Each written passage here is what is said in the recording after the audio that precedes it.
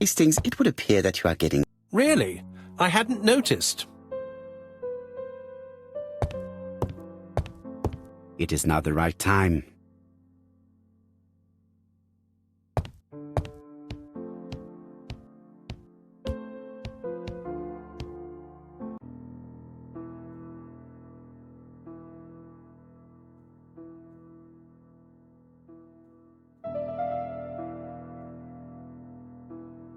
Let us examine this more closely. Certain characters in the two letters may have similar defects. Yes, the A appears to be quite unusual.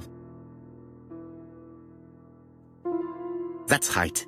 The A characters in the two letters do indeed have the same defects. I have to find some other similar defects to confirm my theory. Yes, this I is weird. Yes, the I characters in the two letters do indeed have the same defects.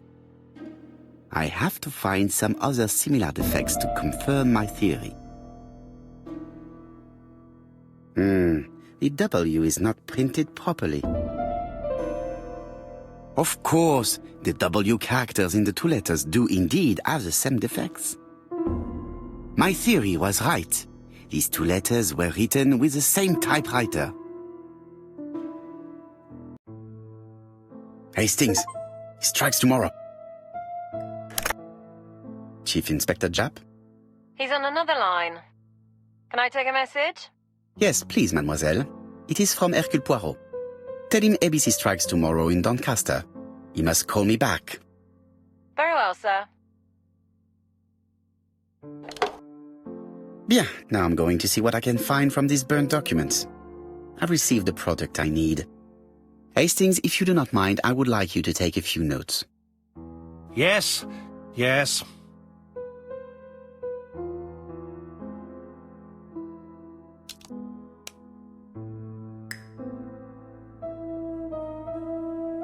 If someone has tried to get rid of these documents, they may be important.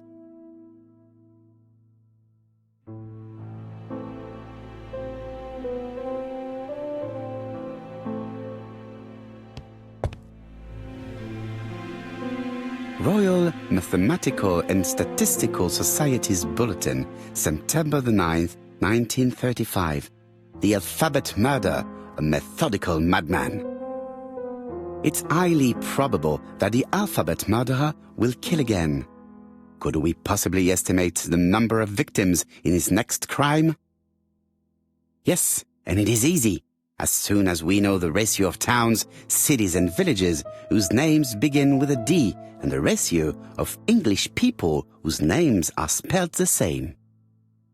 On the one hand, the ratio of towns, cities and villages in England with a name starting with D, and on the other hand, the ratio of English people with a name also starting with D. After this initial calculation, it is easy to deduce the likelihood of actually being murdered if you belong to the target population. Go to the last page to find our results and details on the calculations. Daily Blague, August 31, 1935. Moustache at half-mast. Poirot's repeated failure in A.B.C. case. Sometimes small things trouble great men. Hastings, faithful corroborator of the Belgian detective, knows something about it. 3 mornings in a row, he confided to us, the cook broke the egg yolks when preparing Poirot's breakfast. This apparently casual event has greatly disturbed my friend, to the point it breaks his concentration and slows his judgment. I also noticed his mustache, of which he is so proud, being duller than usual. Poirot, I assure you I haven't said any such thing to the journalists. They twist everything.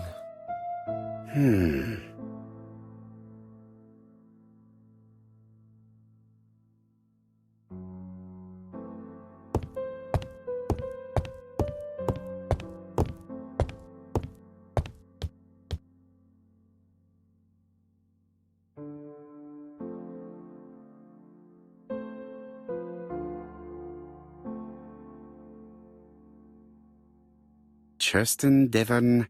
Population 500 inhabitants. Hourly of trains. London, Churston. Trains of evening. London, 6:45 p.m. Newton about 11 a.m. Churston, 11:45 a.m. London, 11:45 p.m. Newton about 6:08 a.m. Churston, 7:15 a.m.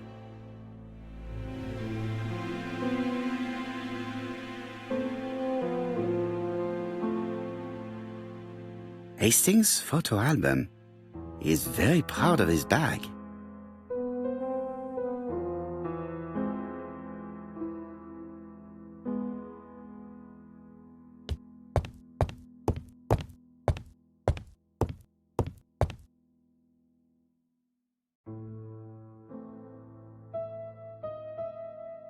Now, down to work.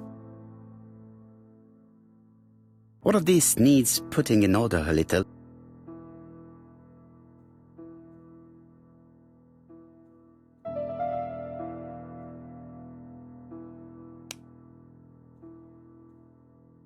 Poor Mr. Poirot.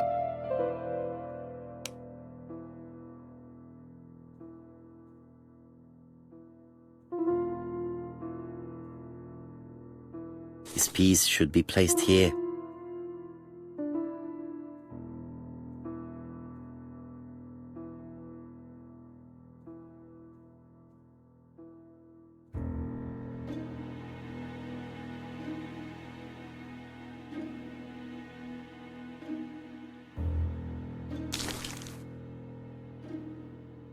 This does not look too difficult.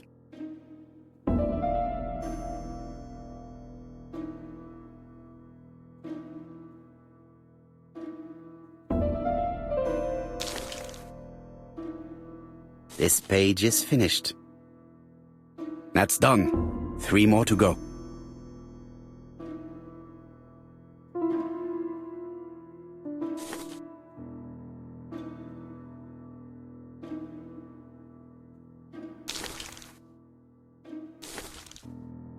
This piece should be placed here.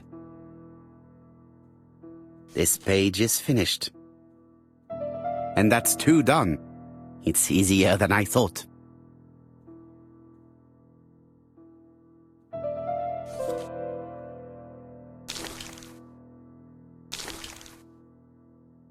This does not look too difficult. This page is finished. Only 1 more. This does not look too difficult.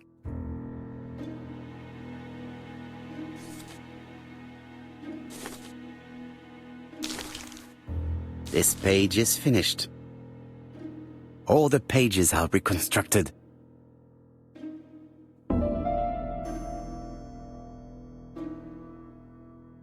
A dry cloth. A bottle of solvent. A dry cloth. A dry cloth.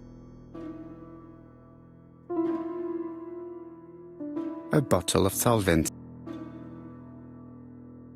A dry cloth.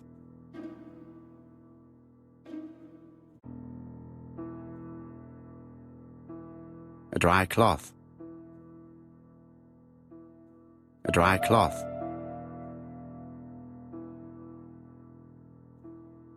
A bottle of solvent.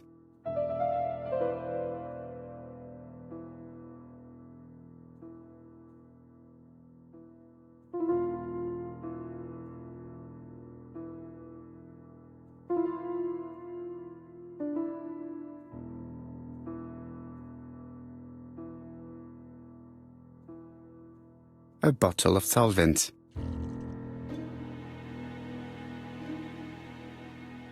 The cloth is now soaked with solvent.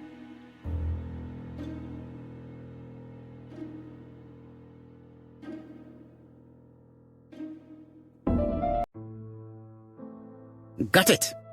Make a note, Hastings, make a note. Mrs. Alice Asher, shop owner in Andover. Tracheitis, hemoptysis, prescribed laudanum. I got it. Look. Poirot, where on earth did you find these files? On a fire at the bottom of the garden at campsite. All right, but where did the person who burned them find them?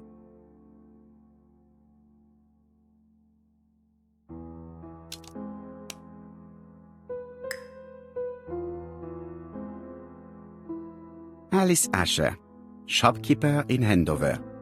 Tracheitis, hemoptysis, chronic cough with loss of blood. Prescribed laudanum-based cough medicine. Betty Barnard, waitress in Bexhill. Chronic bronchitis causing dysphonia. Advised to stop smoking.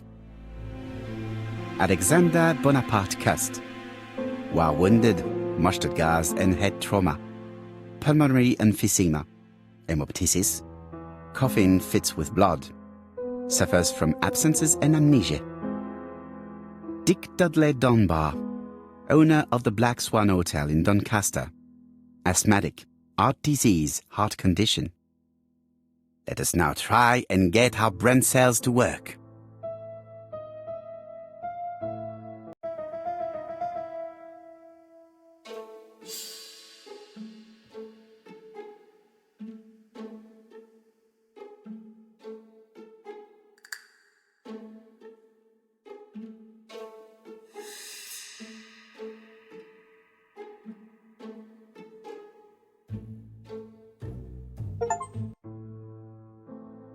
The burned documents are medical records, and without a doubt they come from Clark's archives. First of all, because all the patients have throat conditions. And secondly, their name starts with either A, B, C or D, and it is precisely the files that match these letters that have been tampered with. But why burn these files? How come the names of the two victims appear on them? And who are the two other patients? These are very good questions.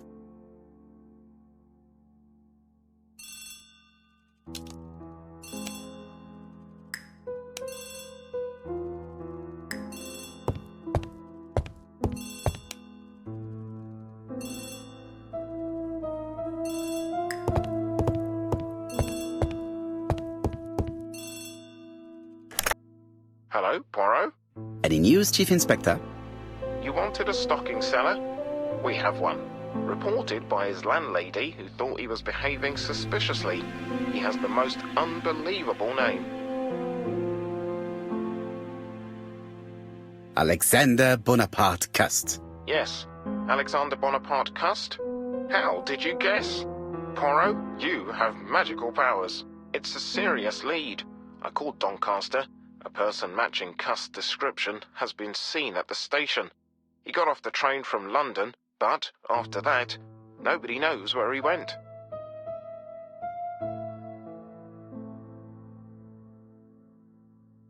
Look for him at the Black Swan Hotel.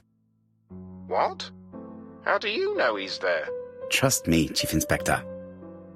You appear to be very sure of yourself. Very well. I'll call the Black Swan straight away. The owner is going to get a shock when he learns that there's a murderer under his roof. Chief Inspector, I would rather call myself. As you wish. Please go ahead. Hello, the Black Swan. Hercule Poirot here. May I speak to the owner? Speaking. Dick Dudley Dunbar. How can I help you? Is there Mr. Cust among your guests? He arrived today. Shall I call him for you? No, it is you I wish to speak with. But who is this Cust? A crook. A crook? He seems such a decent chap. Do you think that Cust might be dangerous? Oh, I do hope you're wrong. He seems so harmless, you know. Oh, yes, completely harmless. We must not overestimate the danger. After all, we are not absolutely sure he is guilty. What should I do? Watch him. If he leaves the hotel, watch where he is heading. I'll call the police in Doncaster immediately.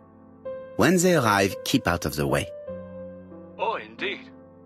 I shall keep out of the way. I have a bad art, you see, and a big shop could kill me. Thank you for having warned me. Hello, Poirot. We have some good news. The police in Doncaster have caught our man at the Black Swan Hotel. They're sending him here by train. While we're waiting to question Cust, we could search his room in London. Where does he live? The Marbury Guest House. I'll see you there. Yes, but start without me. First of all, I have to sort out a few details for Cust's transfer. I understand. À bientôt. Hastings, we are making good progress. Please go and search the room of our #1 suspect. With pleasure. I did have a dentist appointment, but I'll cancel. The dentist.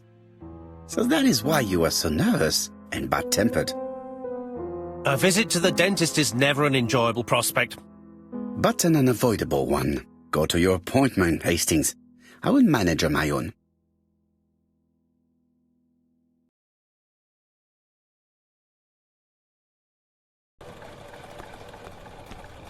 To Marbury Guest House, please.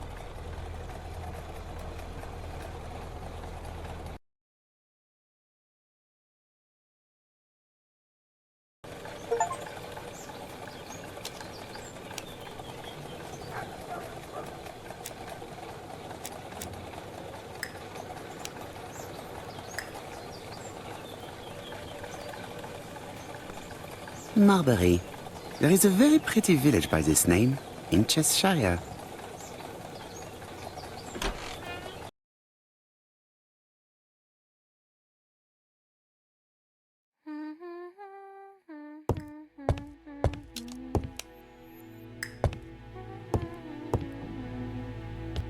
It is a very beautiful piano.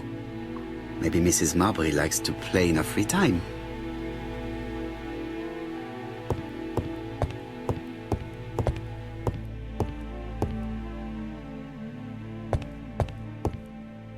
How do you do? You must be Mr. Hercule Poirot. Chief Inspector Jupp told me that you might be coming.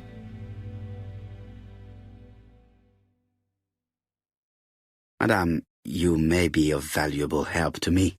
It would be my pleasure to help you. Will there be some journalists there as well? I think you might even be interviewed. You are a key witness. I've suspected him for some time, but he appeared so harmless. Oh yes, sometimes he got angry and waved his arms about. But even then, he wasn't frightening. And he was as gentle as a lamb again immediately afterwards. It was only this morning that I understood. He told me he was going to Cheltenham, but my daughter saw him at Euston Station. It's not the right station. To get to Cheltenham, you have to take the train from Paddington. And what's more, Mr. Cust left behind an A.B.C. with Doncaster underlined. As you can imagine, when I saw that, I called Scotland Yard. Well done. You were right. He did go to Doncaster. So I was right to warn the police. Tell me, did you have any other reason to suspect Mr. Cust? Well, he's odd. Sometimes he coughs really loudly and complains that his throat is burning, and sometimes he talks to himself and stares into space. He told me that it was because of a wound he got in the wall. His head hasn't been quite right since, he said. And then he was in Churston when that millionaire got murdered. I found his train ticket when I washed his coat. He didn't want me to wash his shirt. He washed it himself. But I did see big brown stains on it. Do you think it was blood? Well, when I saw them, I thought, look, he spilled his wine or his soup all over himself. But now that I think about it, well, they did look like blood. Cust used to travel for his work. Is that correct? Oh, it wasn't for pleasure. He was always unwell on trains. But he had to sell his stockings around England. I have to respect my engagements, he used to say. Do you know where Cust was at the time of the murder in Andover and Bexhill? On June the 21st and July the 25th? No, I don't know. That was a while ago, you know. But surely you keep a register. It won't do you much good. Mr. Cust rents his room for the year. If he goes away for a few days, I have no reason to make a note of it. Ah! I remember one thing. Bexhill's by the sea, right? Indeed, it is a large seaside resort. Well, as it happens, at the start of July, Mr. Custer asked me to repair his bathing dress. Suspicious, huh? Very interesting. Please continue. I also forgot to say that he started buying newspapers that talked about the case. When did he start buying the newspapers? Let's see. I think it was just after the millionaire's murder in Chertston. He didn't seem all that interested before that. That will be all for now. I'm going to take a look at his room. Take the key on the counter.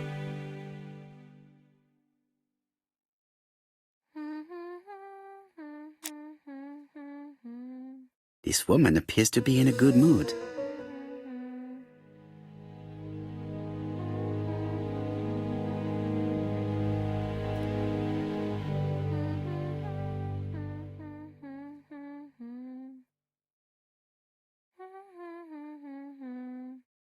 Mrs. Marbury is in a good mood. She is working very precisely in producing incredibly thin peel.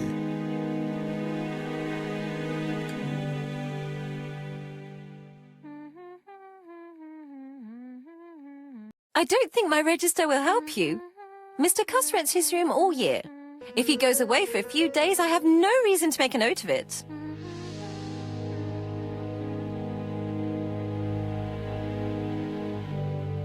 The truth is becoming apparent, and I have something to say to Mrs. Marbury.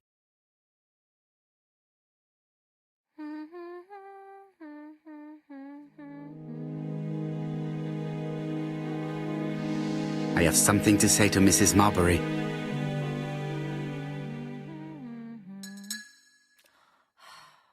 I don't think my register...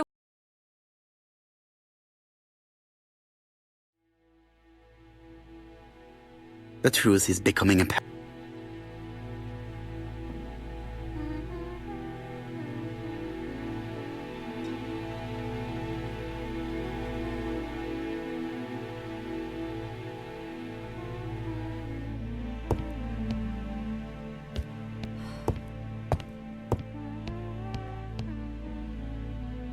It looks like I've found the real master of this house.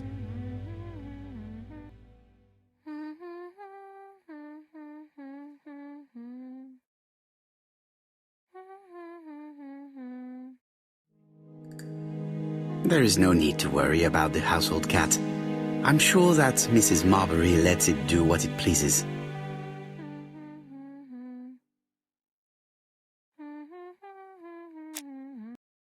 Mrs. Marbury, if I am to believe the register, you rented room 306 to a certain Mr. Fishman on the day of the Bexhill murder. Room 306 is Cust's room. Can you explain yourself? Yes, I remember. Just for one night as a favor. Mr. Custer was away, all my other rooms were taken, and poor Mr. Fishman had nowhere to go.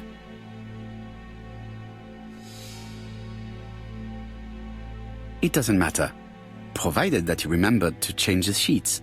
Oh, do you think so?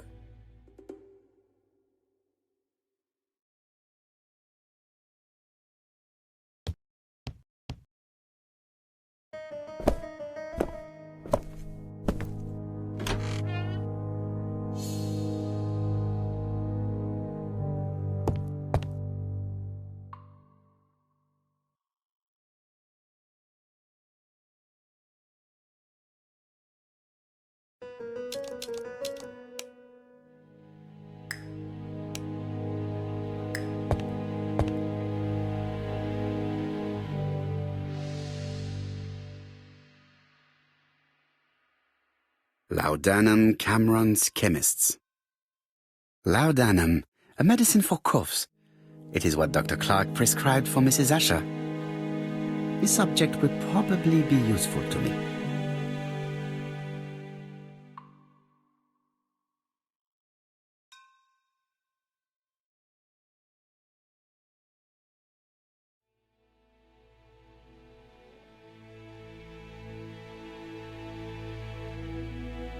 Diethyl barbituric acid, Johnson Company. I know this medicine. It is a powerful sedative. This object will probably be useful to me.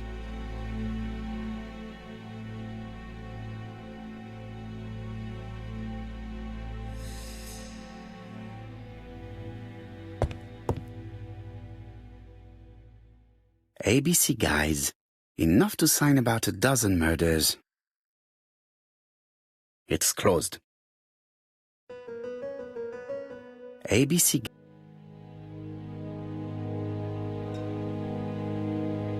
A.B.C.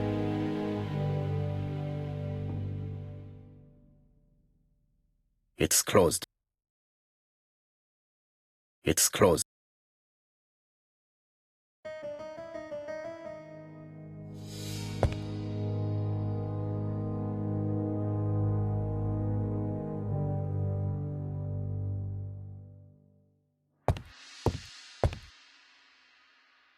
The Bexhill Daily paper, dated from the day of the Bexhill murder.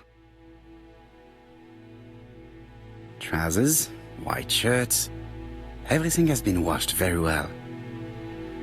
Most probably the basting dress repaired by Mrs. Marbury's expert hands. All the main articles referring to the A.B.C. case are here, from the Churston murder onwards. Nothing before that date.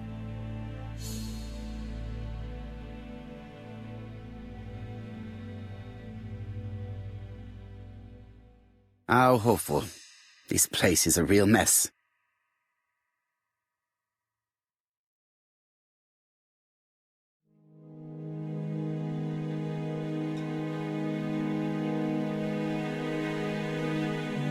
The least we can say that Mr. Cust is not very concerned about order and balance.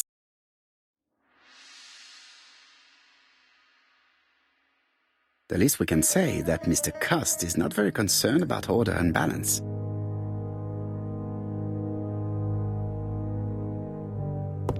War of 1914-1918. By the King's order, the name of Corporal A.B. Cust, Devonshire Regiment, was published on the London Gazette on May the 10th, 1918, as mentioned in a dispatch for gallant and distinguished service. An army dispatch, wounded on the Somme front, victim of a gas attack. Corporal Cust greatly deserves his distinction.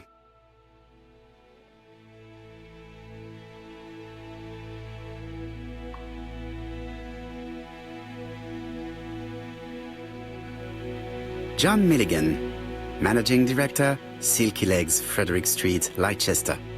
To A.B. Cust, Marbury's Guest House, 1935, May the 21st. Dear Sir, further to our letters dated 5th and 10th of the month, we confirm we are you as door-to-door salesman, according to the conditions stated in our previous letters.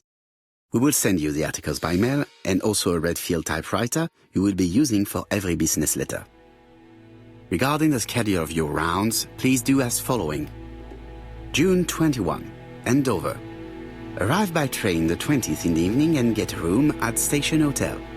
Start your turn in the north part of the town.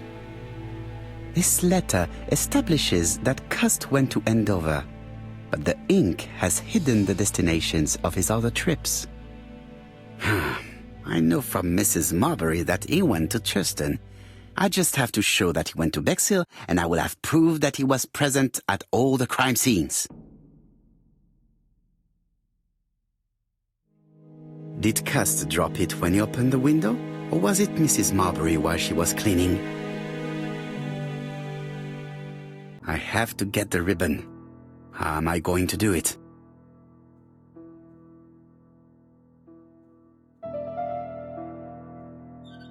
The left-hand heel has been removed.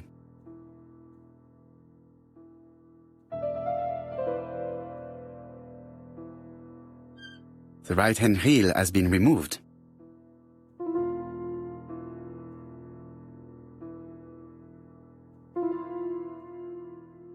Something is blocking the ribbon.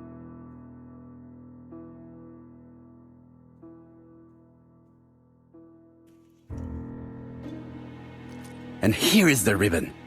Let us see if it was indeed used to write the letters sent by A.B.C. I only need the ink ribbon for my inquiry. I will let Jack clean the keyboard if he wishes.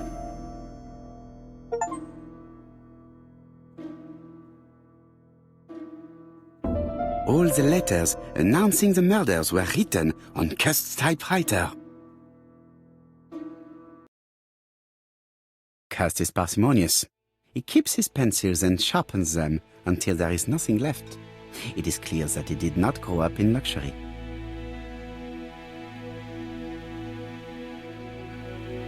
A long-bladed knife, a murderer's weapon. This object would probably be useful to me. It's an A.B.C.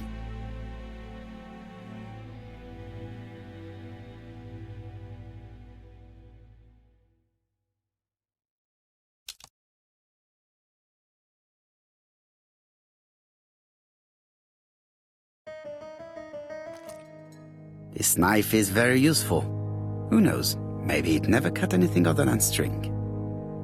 Stockings.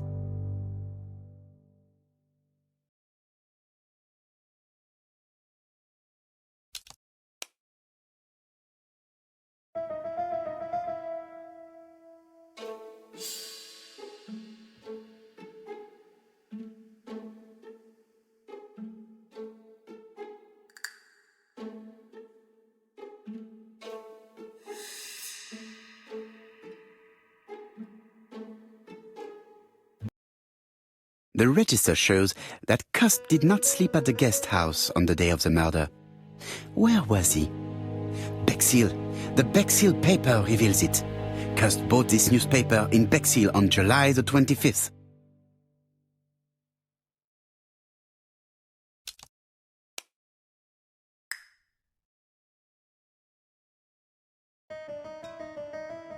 A.B.C. guy. It is now the right time.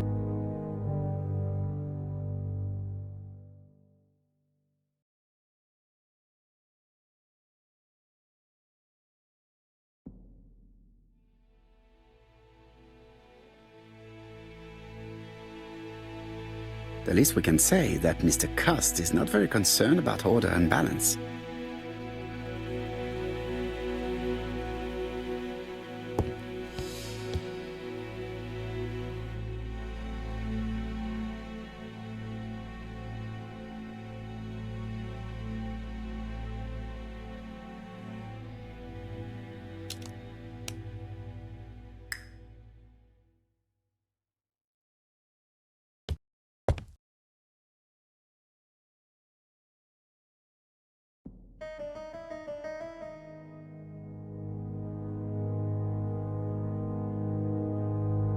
A.B.C. guys.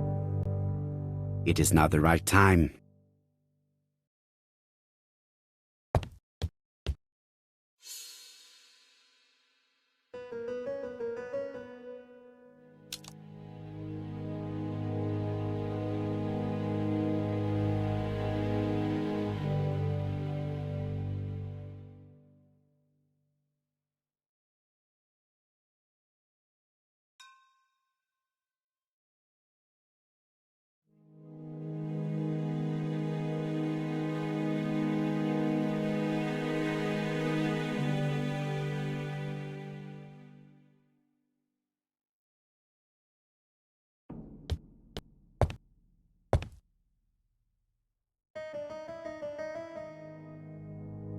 Stockings. A.B.C. guys.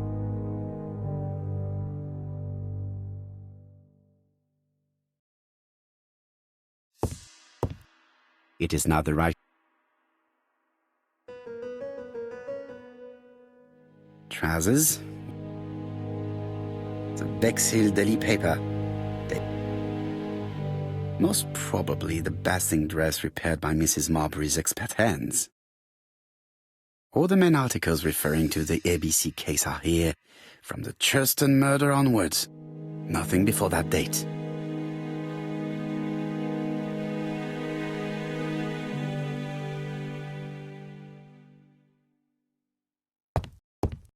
It is now the right time.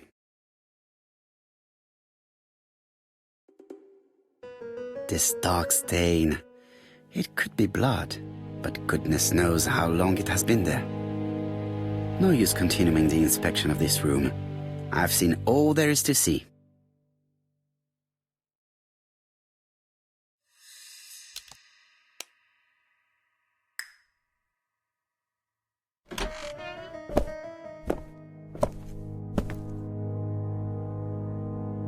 Goodbye, Mrs. Marbury. Thank you for your help. Bye. Ah, Chief Inspector. I was about to leave. Good evening, Chief Inspector. Welcome. Please excuse me, I must go to the kitchen. I'll leave the key of Mr. Cust on the counter. I'm sorry I'm late. I've spent ages with the Doncaster police. And you? I have established one fact. On 3 occasions, Cust was at the scene on the day of the crimes.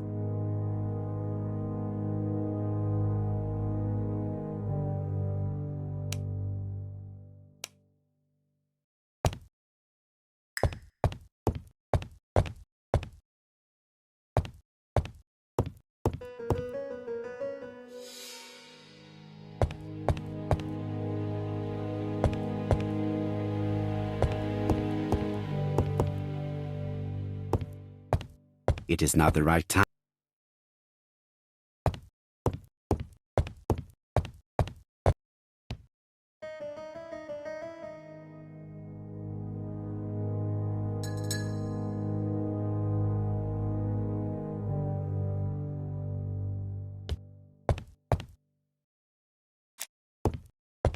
I had best talk to Jack. I've listened closely to what you have to say, Poirot. For me, there's no doubt Cust is guilty.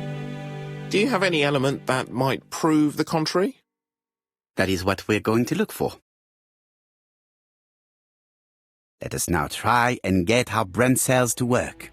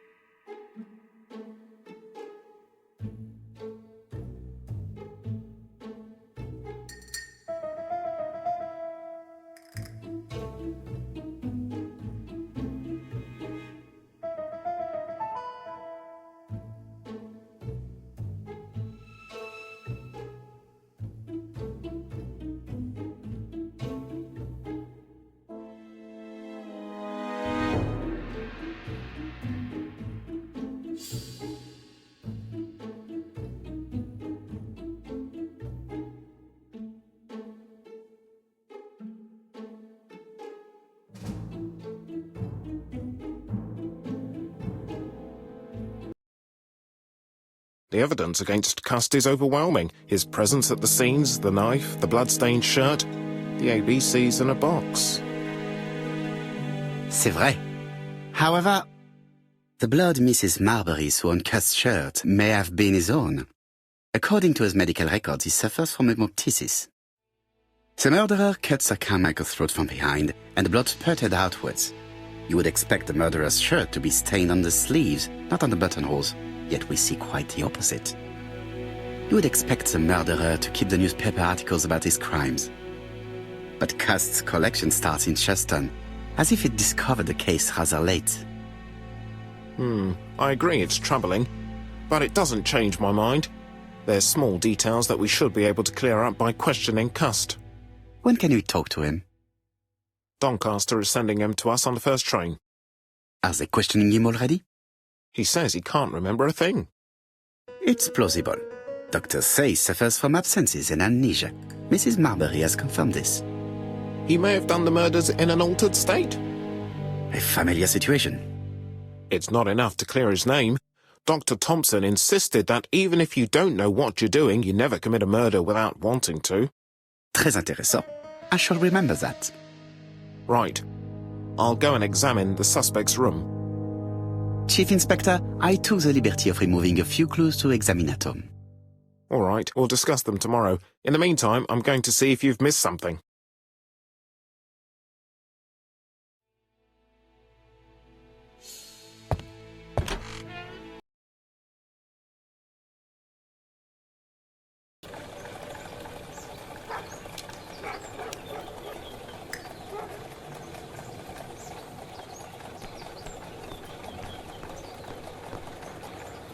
To Scotland Yard, please.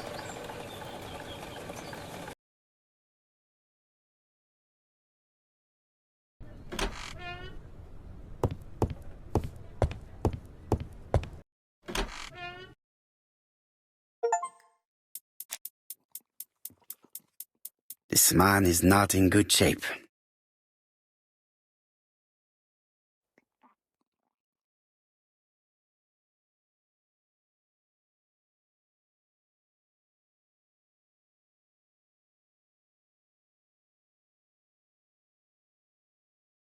He is worried and very tired, and other police have been hard on him.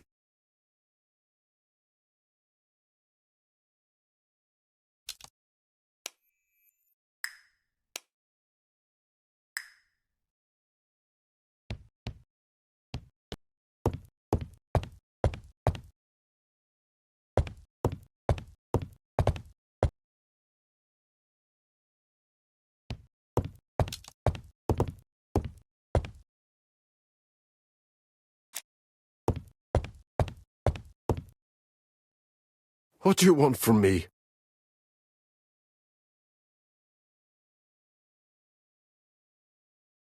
Good day, Mr. Cust. I am Hercule Poirot. Ah, you're the detective. Why did you send me a letter before each crime? Why all these questions? When are you going to stop pestering me?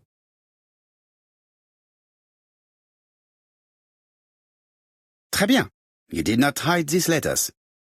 But the question remains, who did? Probably one of my enemies. I have many.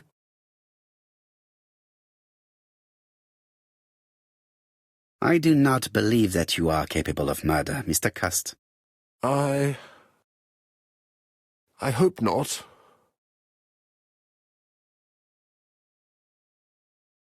You suffered during the war. It's true. I was wounded. I suffered. But the army was the only place I didn't feel inferior. No questions. Just orders to follow. But ever since you were wounded, you have absences, bouts of amnesia. And headaches. Professor Clark treated you. Yes, a few years ago he really helped me with my burned throat. Of course, you never considered killing a doctor who took such good care of you. No, never. You were seen at all the crime scenes. Yes, I was. I travel a lot, but not for pleasure. I am terribly unwell in trains. But I had to respect my engagements. My employer gave me very precise written instructions about the towns I had to visit. Let's see. The company you claim to work for, Silky Legs, has never heard of you. And as for these letters they sent you, they were written on your own typewriter. The company sent me the typewriter when I started working for them. Yes, but the letters were received afterwards.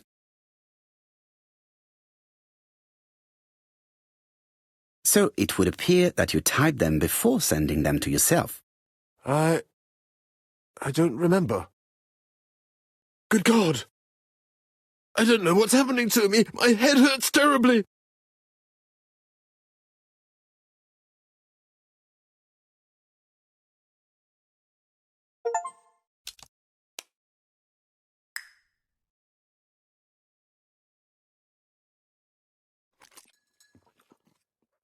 Take this. It will help you.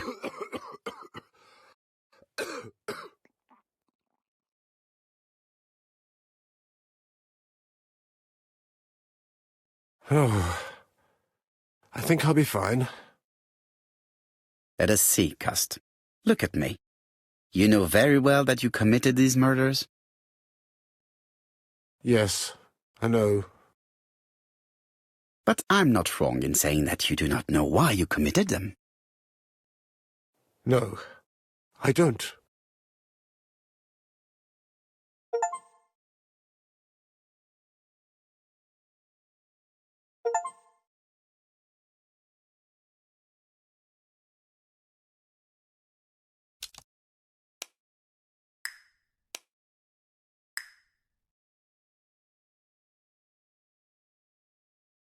Let us leave Cust alone.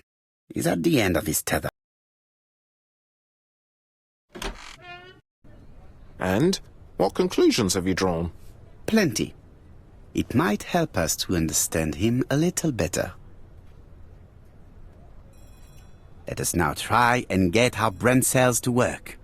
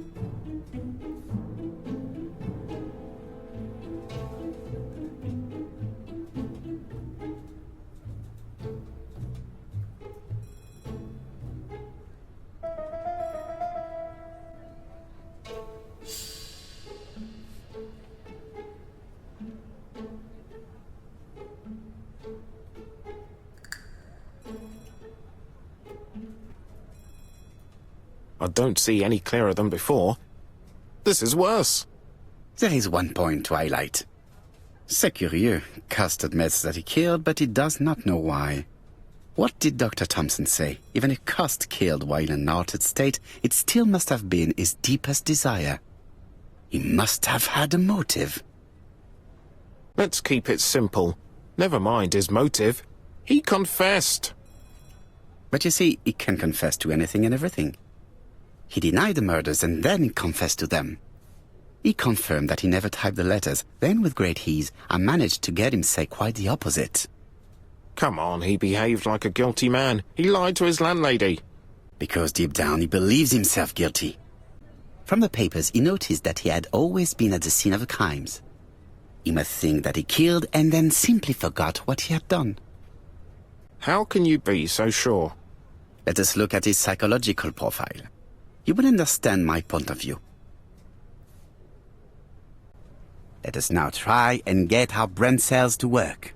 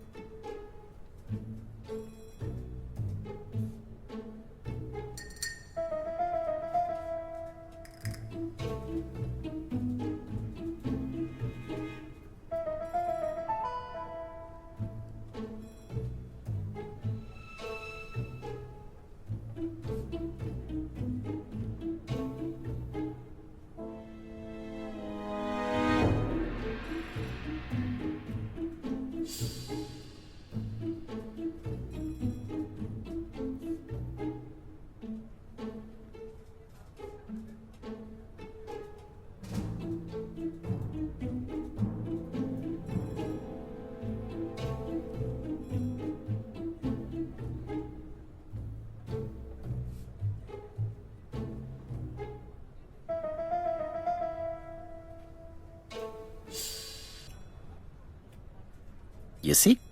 Cust's character is quite the opposite of the murderer's.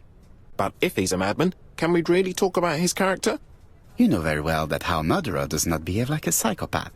Apart from the signature, there is no ritual repetition in the choice of victims. Very well, you're right as always.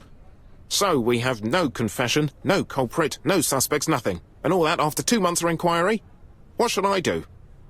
Have faith. Just give me 24 hours.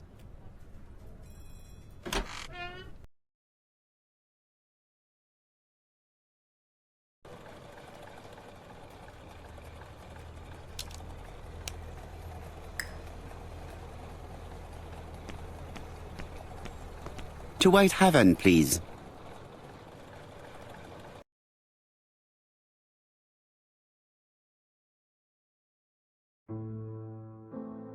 Cust's arrest is a great success for you, Poirot. It's all clear now, except maybe one or two details. Details. Ah, mon ami. The devil is in the detail, as we say. Excuse me? Patience, Hastings. Everything will be clear once our guests arrive. Best be prepared. Slip a revolver into your pocket before they do. A revolver? But Poirot, what are you afraid of? Trust me. It is important you carry a weapon for this meeting. I will lend you mine. What about telling me what you have in mind? Surtout pas. You wouldn't be able to play your role. Wait one moment, I will bring you my weapon.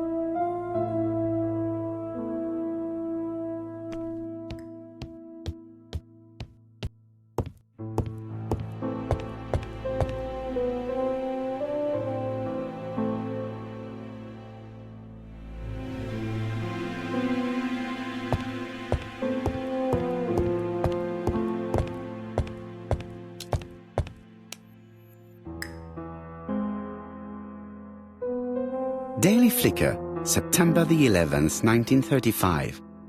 A.B.C. affair, Terminus Doncaster. Japp and Poirot arrest the killer. A.B. Cust is the name of the alphabet murderer. The police have arrested him in a hotel in Doncaster. He was preparing to kill his fourth victim, Mr. Dick Dudley Dunbar, the establishment manager. Mr. Dunbar owes his life to the miraculous intervention of Inspector Japp of Scotland Yard and Detective Hercule Poirot. The Lancet, September 11th, 1935. General Medical Journal.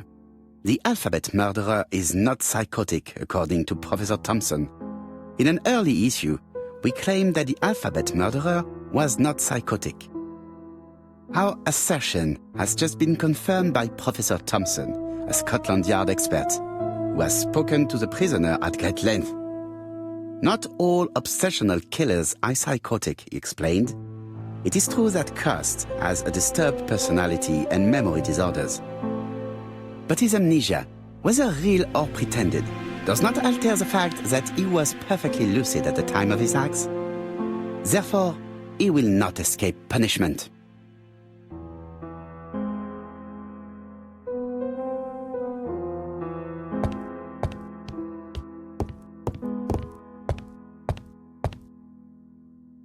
The white ammunition are blank cartridges. The others are real bullets. I have to choose the type of bullets to load. The revolver is loaded with blanks. I still have time to choose real bullets. The revolver is loaded with blanks. I still have time to choose real bullets.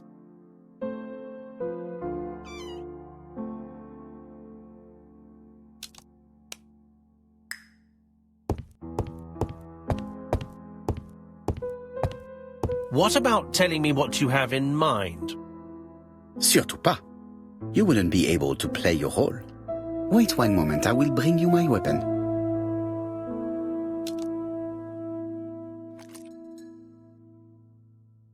Voila, I entrust you with my weapon. It has hardly been used, it is almost new.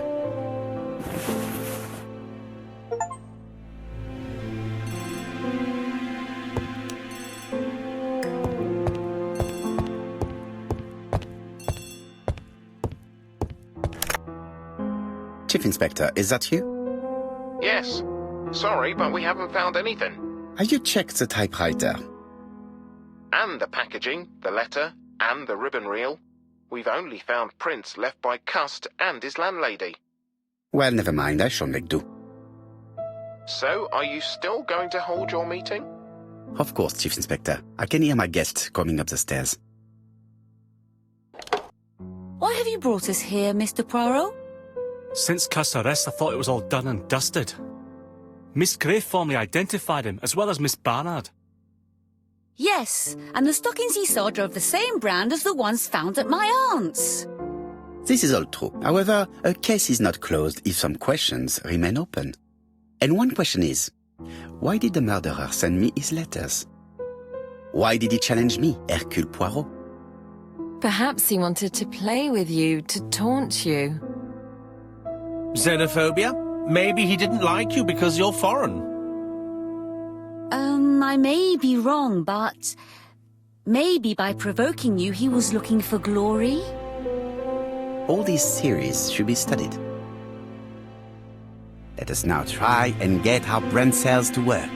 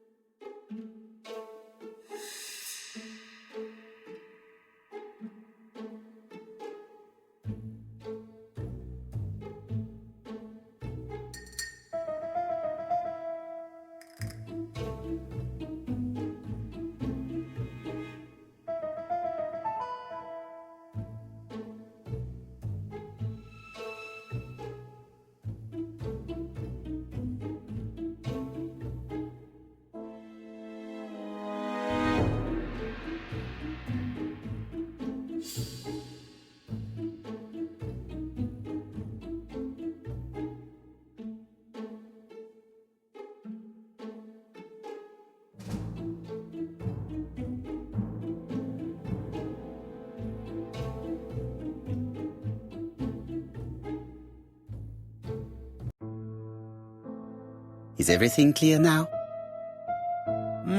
You might like to explain your reasoning again. Of course. First of all, remember that the murderer made it a rule to always post his letter before the murder. He never digressed from that rule. However, in Churston, he encountered a problem. The village has only 500 inhabitants. With advance warning, it would be easy to arrest him. Therefore, the murderer delayed his letters deliberately with the wrong address. The plan wouldn't have worked if he'd sent it to Scotland Yard or the papers because everybody knows their addresses. The mistake would have been corrected and the letter would have been on time. That is why the murderer chose me as the recipient. Because for his plan to succeed, it was necessary for at least one of the letters to have a wrong address and get lost. It was very cunning. Absolument. It is a very subtle plan. It matches the profile we have drawn up of him perfectly. That of an intelligent, daring and calculating murderer. But that's not how you describe Cust. You are quite right, mademoiselle. Like you, I find it hard to believe that this dull character is the clever murderer we are looking for. Do madmen... I mean, if he's mad, he might have two very different sides. No doubt. But the murderer is not mad. All the specialists agree that he does not have the profile of a psychopath. But if Cust is not guilty, how do you explain his presence at the scene of the crimes? Mr. Clark, the answer to your question is in the medical records of your brother's patients. Documents which Cust most certainly did not have access to. Let us now try and get our brain cells to work.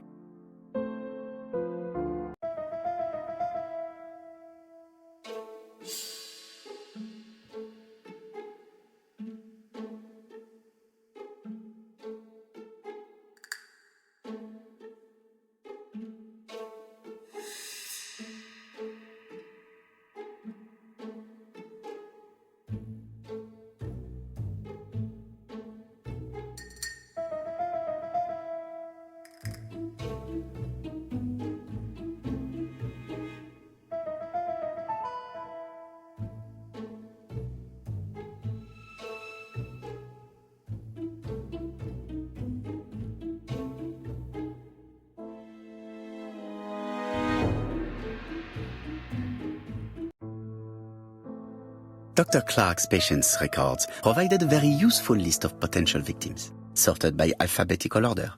The killer definitely used it, explaining the fact that all the victims were former patients of the doctor. It is this fact that clears Cust once and for all, because he never had access to these records. So how did he happen to be at the scene of the crimes? Either the murderer sent him there, or Cust was following him closely. Cust's highly suggestible nature leads us to the second hypothesis.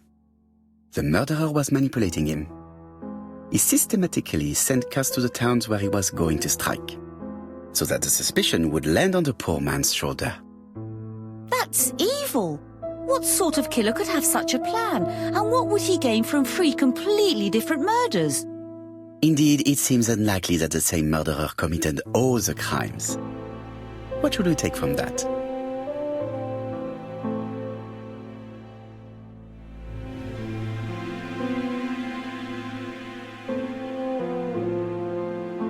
Just one murder was of benefit to the murderer. The others were just diversions. On reflection, there is only one conclusion. The murderer killed once out of interest and twice to divert our attention. This reasoning points at 2 potential culprits. Franklin Clark. Donald Fraser? Yes, mademoiselle, that's good thinking.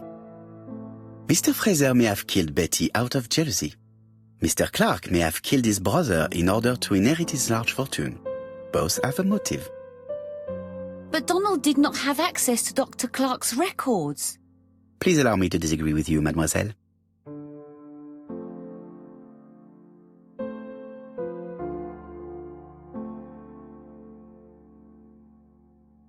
He works for Court and Brunskill, one of whose clients was Sir Carmichael. It doesn't prove that I went to Comeside. You could have done it, and you may have used the opportunity to take a look at Sir Carmichael's records. You think I'm guilty? You or Mr. Franklin Clark? That's ridiculous. Both of you have a motive. The question is, which of you has the profile that most resembles the murderer? Let us now try and get our brain cells to work.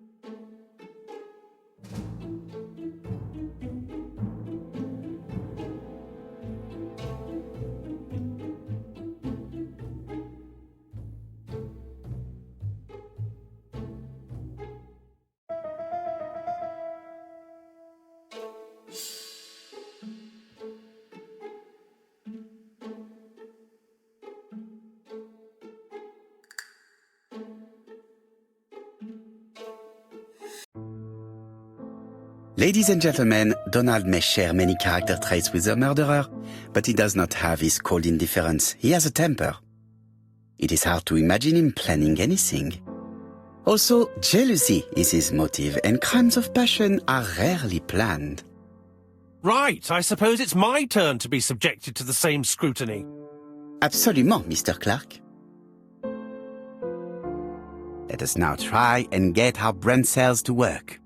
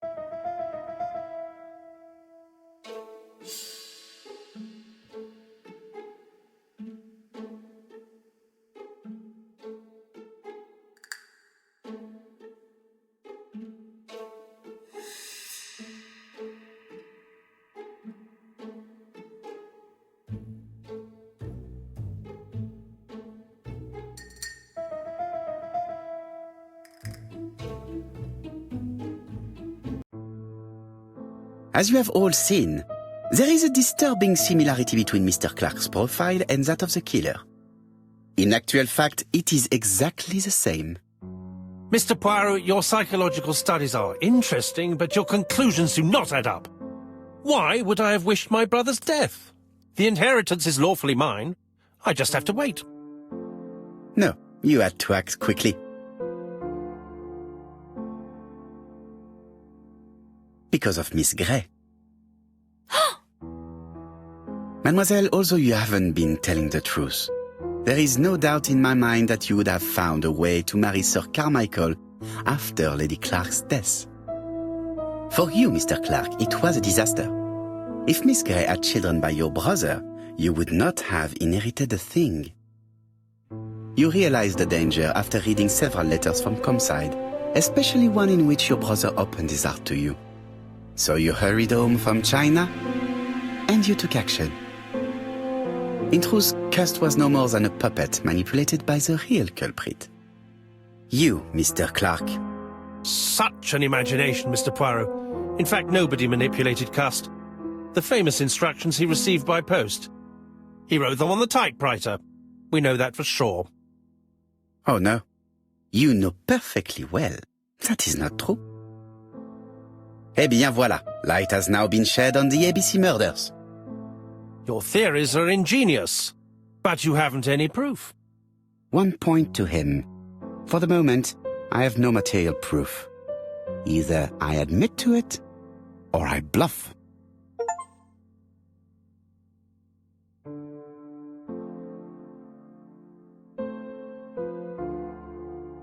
One thing proves it. The prints you left on Cust's typewriter. Enough. Oh, of course you wiped the typewriter before sending it. But not carefully enough. Scotland Yard has found your print along with those of Cust. I understand why you never wanted to lend me your new typewriter, and why you were searching through your brother's things. And the hole you dug on the moors. What did you hide there? The knife you used to kill your brother? Game, set, match. You win, Mr. Poirot. But it was worth trying.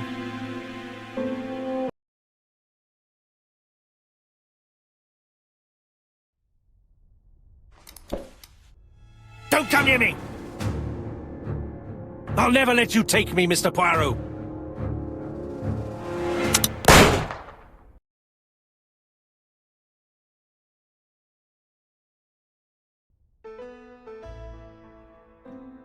I'm sorry, Mr. Clark, there is no easy death for you. I expected your reaction, so I used blanks. I'm sorry, mademoiselle, but your second chance has been lost. Franklin Clark will never inherit his brother's fortune.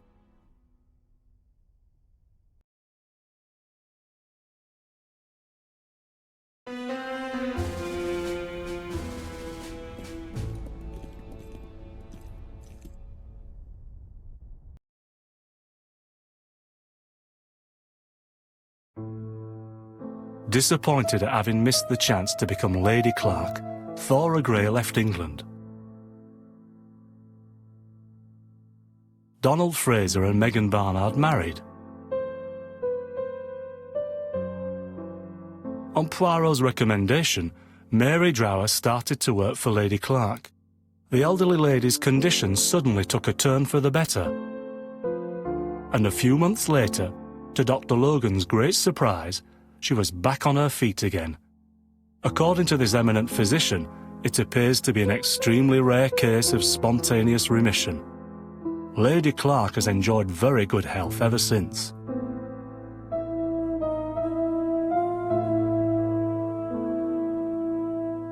Journal of an Innocent, the incredible story of A.B.C.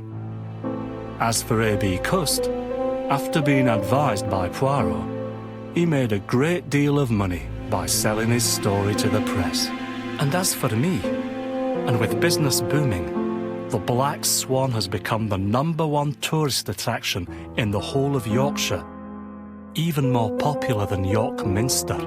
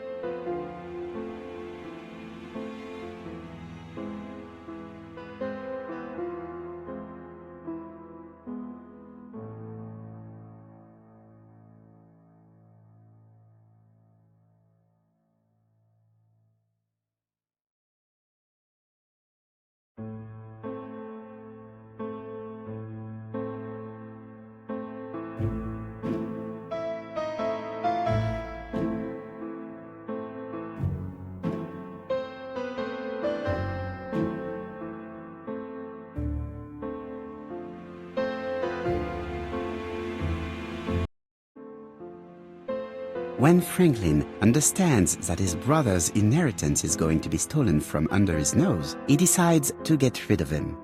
In order not to be considered as a suspect, he has the idea of including the murder as part of a series that the police will put down to a madman. Franklin uses Sir Carmichael's medical records to choose his victims as well as the ideal suspect, Alexander Bonaparte Cust, who was seriously wounded in the war and suffers from bouts of amnesia.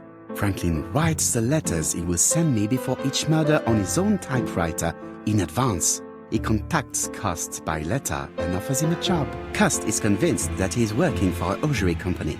In reality, it is Franklin that sends him his instructions, his goods, and even his typewriter. When we receive the first letter, Hastings thinks that it is a joke. As for me, filled with foreboding, I prefer to inform Chief Inspector Japp. Following his written instructions, Cust goes to Andover. He visits Mrs. Asher's tobacco shop and sells her a pair of stockings. After Cust's visit, Franklin, in turn, enters the tobacco shop. Mrs. Asher is not suspicious of the murderer, whom she takes to be an ordinary customer. The old lady turns around to take a packet of cigarettes. She is beaten to death. We investigate the first murder with Hastings. No suspect has a motive. A few weeks later, we receive a second letter signed A.B.C. Chief Inspector Japp is informed. The victim's name should start with the letter B. Alexander Bonaparte Cust goes to Bexhill. He sells Mrs. Barnard a pair of stockings. Betty Barnard leaves her work. She's dressed to go out. The young woman is strangled on the beach. Betty was killed by the man who had arranged to meet her that evening, the seducer Franklin Clark. In Bexhill, Donald Fraser appears to be the perfect suspect for Betty's murder, but he has no connection with Mrs. Asher. 5 days after the Bexhill murder, Cust goes to Churston for his work. In the afternoon, Sauergret turns away a stocking seller. After dinner, Sir Carmichael Clark takes his usual walk. His brother waits for him, hidden behind a bush. The murderer leaps out from his hiding place and cuts Sir Clark's throat. The third letter arrived late. Franklin deliberately wrote a wrong address. In Churston, Thorogray and Franklin Clark are the main suspects. Back in London, Cust is seized by violent coughing fit and brings up blood. He stains his shirt, which later frightens his landlady. We receive the final letter from A.B.C. The next murder will be in Doncaster. The second general meeting in London highlights the common point between the victims, stockings, and a throat condition. Cust's landlady telephones the Scotland Yard to tell them about her suspicions. Cust is arrested shortly afterwards in Doncaster. Franklin had planned a fourth murder in Doncaster. He abandons the idea after Cust's arrest. Cust confesses to the crimes he did not commit. He's an easy culprit. Too easy. Franklin Clark is unmasked. He is the true culprit and the man who manipulated Cust. And there we have it. Another case solved by Hercule Poirot.